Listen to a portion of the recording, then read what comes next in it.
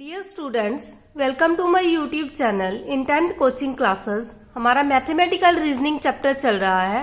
इसके पहले वाली वीडियोस में हमने इसका पूरा कंसेप्ट कर लिया है।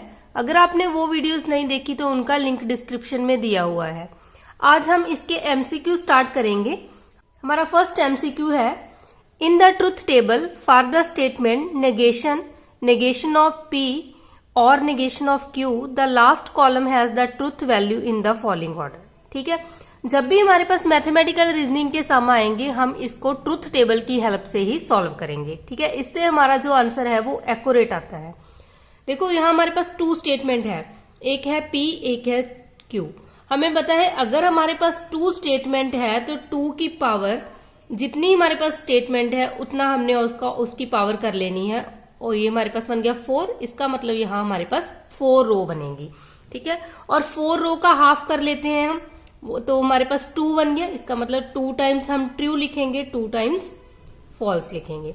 और क्यू स्टेटमेंट में एक बार ट्रू एक बार फॉल्स, फिर से ट्रू एक बार फॉल्स, मतलब जो 2 है ठीक है उसका भी हाफ कर लेना है, एक बार ट्रू एक बार फॉल्स। ठीक है, हमने जब कंसेप्ट किया था तो बताया था कि ये किस तरह बना सकते हैं। ठीक है, अब हमें चाहिए negation of P. Negation P क्या आ जाता है, जो ट्रू है वैल्यू वो फॉल्स में कन्वर्ट हो जाएगी और जो फॉल्स है वो ट्रू बन जाएगा। और नेगेशन ऑफ क्यू ये हमारे पास बन जाएगा फॉल्स ट्रू फॉल्स ट्रू। ठीक है, अब हम फाइंड आउट करेंगे नेगेशन ऑफ पी और नेगेशन ऑफ क्यू। और में हमने पढ़ा है कि जब हमारे पास बोथ वैल्यू फॉल्स है तभी हमारी ये वैल्यू फॉल्स आती है, अदरवाइज इसका आंसर ट्रू आता है। ठीक है, अब इसका फिर से नेगेशन कर देंगे, नेगेशन ऑफ पी और नेगेशन ऑफ क्यू का, तो ये हमारे पास बन जाएगा ट्रू फॉल्स फॉल्स फॉल्स। ठीक है, इसका मतलब लास्ट कॉलम जो हमारा बना है उसमें फर्स्ट वैल्यू ट्रू है, उसके बाद तीनों वैल्यूज फॉल्स है, तो इसका करेक्ट ऑप्शन आ जाएगा ए। ठीक है, आप इसको और भी इजीली कर सकते थे। अगर आपको ये वाला रिजल्ट पता है कि नेगेशन ऑफ पी और क्यू अगर इस तरह लिखा है तो ये हमारे पास इक्वल टू होता है नेगेशन ऑफ पी, जो और है वो एंड में कन्वर्ट हो जाता है, अगर जहां एंड होता तो वो और में कन्वर्ट हो जाता। तो हम डायरेक्टली भी इस सम को सॉल्व कर सकते थे। देखो बाहर नेगेशन है तो नेगेशन ऑफ ये हमारे पास बन जाता है, नेगेशन ऑफ पी दिया है और लिखा है तो वो एंड हो जाएगा नेगेशन ऑफ नेगेशन क्यू, और नेगेशन ऑफ नेगेशन पी ये पी बन जाता and negation of negation Q ये क्यू बन जाता। मतलब हमने ओनली पी और क्यू में से P and Q find out कर लेना था। देखो पी एंड क्यू अगर हम करेंगे तो हमें पता है एंड में क्या होता है, जब बोथ वैल्यूज ट्रू है तभी ये रिजल्ट ट्रू आता है, अदरवाइज फॉल्स आता है। तो ये दोनों ट्रू ट्रू ट्रू आ जाता, यहाँ ट्रू फॉल्स था फॉल्स हो जाता, यहाँ भी फॉल्स हो जाता, यहाँ भी फॉल्स हो जाता। ठीक है, तो हमें डायरेक्टली इन वैल्यूज को ही सॉल्व करना पड़ता। इसलिए आपने जो कंसेप्ट है ये डी मॉर्गन्स लॉ है, ये सभी के सभी लॉ आपने याद रखने हैं। जो प्रॉपर्टीज हमने पढ़ी है इनकी हेल्प से हम सम को और भी जल्दी सॉल्व कर सकते हैं। हमारा सेकंड सम है, which of the following is the inverse of the preposition if a number is prime then it is odd. हमारे पास 4 ऑप्शन गिवन है। देखो हमें पता है कि जब भी हमारे पास कोई नंबर है, जैसे कि स्टेटमेंट है P इम्प्लाइज Q, ठीक है, इफ एंड देन की स्टेटमेंट है, हमने उसका इनवर्स फाइंड आउट करना है, तो वो हमारे पास होता है negation of P implies negation of Q। As it is statement आएगी, ओनली हमने P और Q का नेगेशन कर देना है। If a number is prime, इसका बन जाएगा if a number is not prime then it is not odd. देखो तो हमारा करेक्ट ऑप्शन है B, if a number is not prime then it is not odd, तो इसका करेक्ट ऑप्शन है बी। हमारा थर्ड एमसीक्यू है, which of the following is not a statement. A option है 2 इज एन इवन इंटीजर। हमें पता है statement वही होती है लॉजिकली जो ओनली ट्रू होगी जहां फॉल्स होगी। ठीक है, स्टेटमेंट बोथ नहीं हो सकती। जैसे फर्स्ट स्टेटमेंट है 2 इज एन इवन इंटीजर, तो ये ट्रू स्टेटमेंट है। 2 + 1 = 3, तो ये भी लॉजिकली स्टेटमेंट है और ट्रू स्टेटमेंट है। The number 17 is a prime, तो ये भी ट्रू स्टेटमेंट है। कम हेयर, अब ये देखो ये तो हमारे पास एक सेंटेंस है, ठीक है, इसको हम स्टेटमेंट में काउंट नहीं करेंगे, तो इसका करेक्ट ऑप्शन आ जाएगा डी। हमारा फोर्थ सम है P और C = P। देखो ये हमने जब कंसेप्ट किया था हमने ये रिजल्ट किया था कि P हमारे पास कोई भी सेट है इसको हम सेट से कंपैरिजन करेंगे इसका। और ये और का मतलब होता है यूनियन, और सी का मतलब था फाई। अगर हम किसी भी सेट का फाई के साथ यूनियन करते हैं तो वो एज इट इज वही सेट आता है। ठीक है, तो सेट से कंपैरिजन करके हमने ये पढ़ा था, और इसको हमने एज इट इज याद रखना है कि जो ये फंक्शन था आइडेंटिटी लॉ में आता है। तो इसका करेक्ट ऑप्शन आ जाएगा ए। हमारा फिफ्थ सम है, consider the statement. P statement में लिखा है सुमन इज ब्रिलियंट, और क्यू स्टेटमेंट है सुमन इज रिच, और आर स्टेटमेंट है हमारे पास सुमन इज ऑनेस्ट।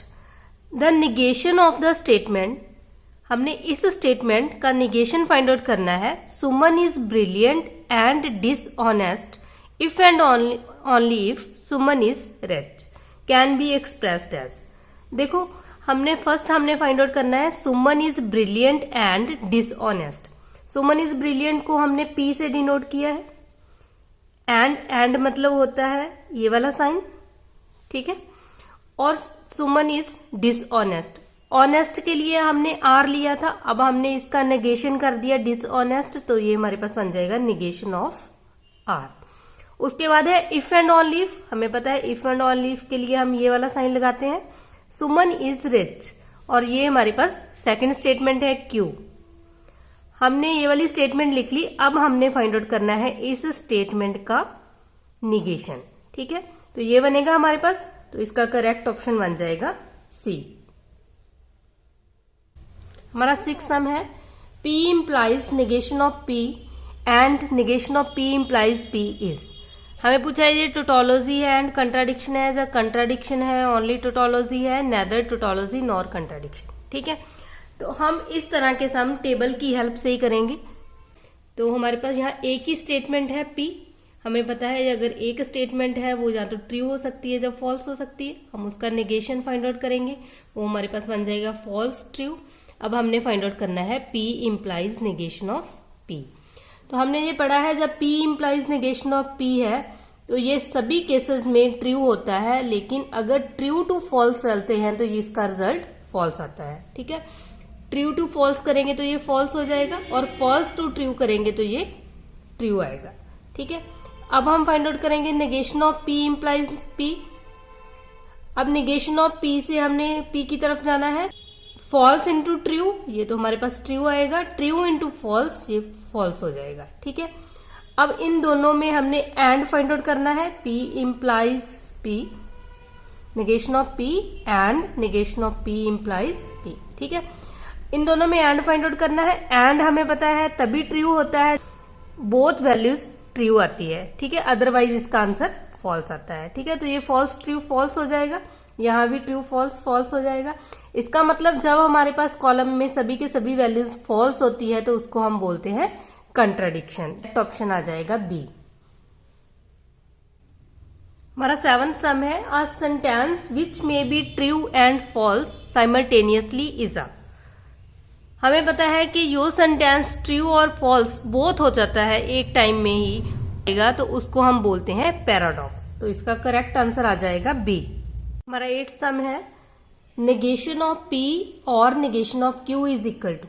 ठीक है, हमें पता है कि ये हमारे पास डी मॉर्गन लॉ है, जब भी हमारे पास बाहर निगेशन आता है और बीच में हमारे पास और का साइन है तो ये हमारे पास बन जाता है नेगेशन ऑफ P, और की जगह पे एंड आ जाएगा नेगेशन ऑफ जो सेकेंड टर्म दी है वो वाली। ठीक है, ये बन जाएगा negation of P and negation of negation Q, वो Q आ जाता है, तो इसका करेक्ट ऑप्शन हमारे पास आ जाएगा B।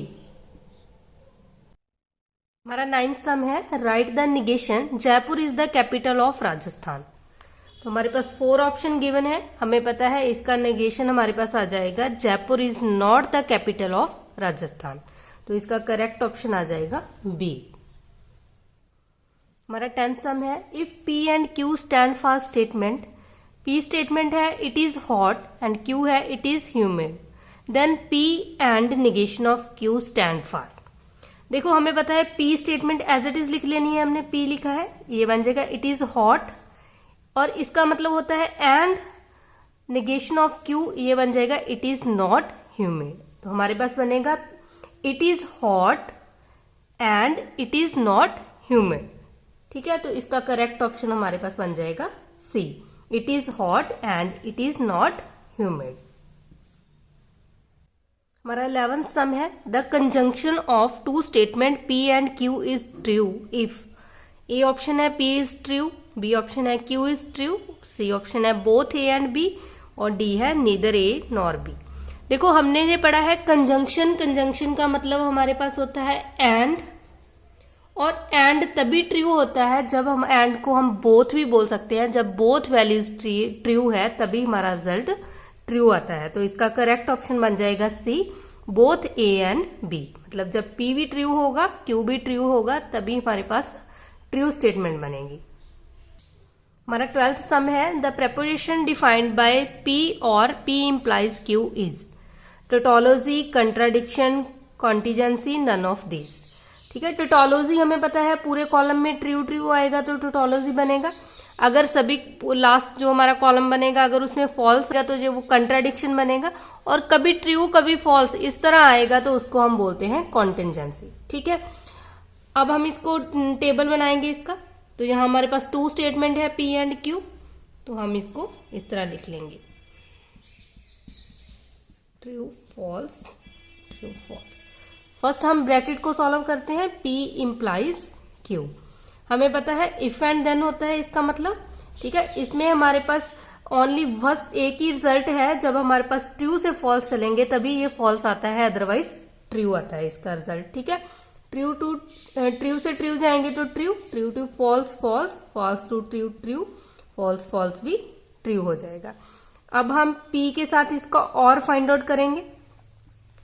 तो और में हमारे पास सभी जगह ट्रू आता है, जब बोथ फॉल्स आते हैं तभी ये रिजल्ट फॉल्स आता है। ठीक है, यहाँ ट्रू ट्रू ट्रू हो जाएगा, ट्रू फॉल्स भी ट्रू आ जाएगा, फॉल्स ट्रू भी ट्रू हो जाएगा और फॉल्स ट्रू भी ट्रू हो जाएगा। इसका मतलब ये पूरा कॉलम में ट्रू ट्रू आ गया, तो इसका मतलब ये हमारा बन रहा है टोटोलॉजी। तो इसका करेक्ट ऑप्शन आ जाएगा ए। हमारा 13th सम है negation of P and Q। तो ये हमारे पास बन जाता है नेगेशन ऑफ P एंड का और हो जाता है नेगेशन ऑफ Q। ठीक है, तो इसका करेक्ट ऑप्शन आ जाएगा डी। हमारा 14th सम है when the compound statement is false for all its component then the statement is called. हमें पता है जब हमारे पास सभी के सभी वैल्यूज फॉल्स आती है तो उसको हम फॉल्सी बोलते हैं, जहां उसको कंट्राडिक्शन बोलते हैं। ठीक है, तो ये इसका करेक्ट ऑप्शन हमारे पास आ जाएगा सी। हमारा 15th सम है P एंड Q और P and R is equal to. तो हमें याद होना चाहिए कि ये हमारा डिस्ट्रीब्यूटिव लॉ है। डिस्ट्रीब्यूटिव लॉ में हमने पढ़ा था कि जब हमारे पास इस टाइप की एक्सपेंशन है, देखो यहाँ हम P को कॉमन ले लेंगे, P के साथ एंड है तो एंड बाहर आ जाएगा और बीच में हमारे पास ब्रैकेट में आ जाएगा Q और R। हमारे पास इस तरह दिया होता है और हम इसको इस तरह लिख सकते हैं P एंड Q और P एंड R। तो इसका करेक्ट ऑप्शन आ जाएगा B। हमारा 16 सम है the negation of negation P और Q और P and negation Q is. ठीक है, तो हम सेम वही स्टेप लेके चलेंगे। हमने इसका निगेशन फाइंड आउट करना है, निगेशन ऑफ P और Q का। ठीक है, तो डी मॉर्गन ला था हमारे पास, यहाँ इसको हम लिख सकते हैं निगेशन ऑफ P, ये और है तो एंड हो जाएगा निगेशन ऑफ Q। ठीक है, अब हम इस पूरी स्टेटमेंट को P मान लेंगे और इस पूरी स्टेटमेंट को Q मान लेंगे। अब हम इसका नेगेशन करेंगे तो ये हमारे पास बन जाएगा नेगेशन ऑफ जो P स्टेटमेंट है, हम उसको लिख देंगे और यहाँ हमारे पास और है, और का एंड हो जाएगा और इस पे भी हमारे पास नेगेशन लग जाएगा P and negation of Q। अब देखो इसका फिर से नेगेशन है, अब फिर से अंदर लेके जाएंगे नेगेशन, ये हो जाएगा नेगेशन ऑफ नेगेशन P बन जाएगा, इस और का एंड हो जाएगा और यहाँ आ जाएगा नेगेशन ऑफ Q। ठीक है, इसको इस तरह ही लिख देंगे और ये हमारे पास बन जाएगा नेगेशन ऑफ P और है तो एंड है तो और हो जाएगा नेगेशन ऑफ नेगेशन Q, ये हमारे पास Q हो जाएगा। ठीक है, तो यहां से देखो हमारे पास करेक्ट ऑप्शन क्या बन रहा है, P and negation of Q and negation of P और Q, मतलब करेक्ट ऑप्शन हमारा है C। हमारा 17 सम है negation of the statement root 5 is an integer और 5 is irrational। ठीक है, हमने इस स्टेटमेंट का निगेशन फाइंड आउट करना है। हमें पता है जब भी हमारे पास P और Q लिखा है, ठीक है, हमने इसका निगेशन फाइंड आउट करना है, तो वो हमारे पास बन जाएगा negation of P and negation of Q। तो ये हमारे पास आ जाएगा √5 इज नॉट एन इंटीजर, और की जगह पे एंड आ जाएगा 5 इज नॉट एन इरेशनल। ठीक है, तो इसका करेक्ट ऑप्शन आ जाएगा डी। हमारा 18th सम है the contrapositive statement of if x square equal to 25 then x is equal to 5 और x is equal to -5 is. तो हमें पता है ये हमारी P स्टेटमेंट है, इम्प्लाइज ये हमारी Q स्टेटमेंट है। ठीक है, इसको Q है, ये P है। अगर हम P इम्प्लाइज Q का कंट्रा पॉजिटिव करें तो हमें पता है वो हमारे पास होता है negation of Q implies negation of P। मतलब हमने इन दोनों को उल्टा भी कर देना है और उनका निगेशन भी कर देना है। तो निगेशन ऑफ Q यहाँ हमारे पास बन जाएगा x नॉट इक्वल टू 5, और जो और है उसका जब हम नेगेशन करेंगे तो वो एंड में कन्वर्ट हो जाएगा। तो ये हमारे पास बन जाएगा and x is not equal to -5 then x square not equal to 25। ठीक है, तो इसका करेक्ट ऑप्शन बन जाएगा C. If x not equal to 5 और का एंड हो जाएगा x, ये इसका भी नेगेशन हो जाएगा नॉट इक्वल टू -5 देन, और जो ये वाली टर्म है P उसका भी नेगेशन हो जाएगा, मतलब इक्वल टू की जगह पे नॉट इक्वल टू आ जाएगा। हमारा 19 सम है which of the following is a tautology. देखो हम इसको टेबल की हेल्प से भी सॉल्व कर सकते हैं। अगर आपको एज इट इज रिजल्ट पता है कि P union negation of P tautology बनता है, तो आप डायरेक्टली भी इसका आंसर टिक कर सकते हो। पता है, देखो अगर हम P की इंटरसेक्शन करें, C का मतलब होता है 5, मतलब P हमारे पास कोई भी सेट है उसका इंटरसेक्शन 5 के साथ करते हैं तो वो ऑलवेज 5, मतलब इसका रिजल्ट तो C के इक्वल आएगा, और C तो कंट्राडिक्शन होता है। ठीक है, अगर हम P कोई भी सेट है और उसका यूनियन C के साथ करें, C का मतलब 5, उसके साथ यूनियन करते हैं तो वो P आता है हमारे पास।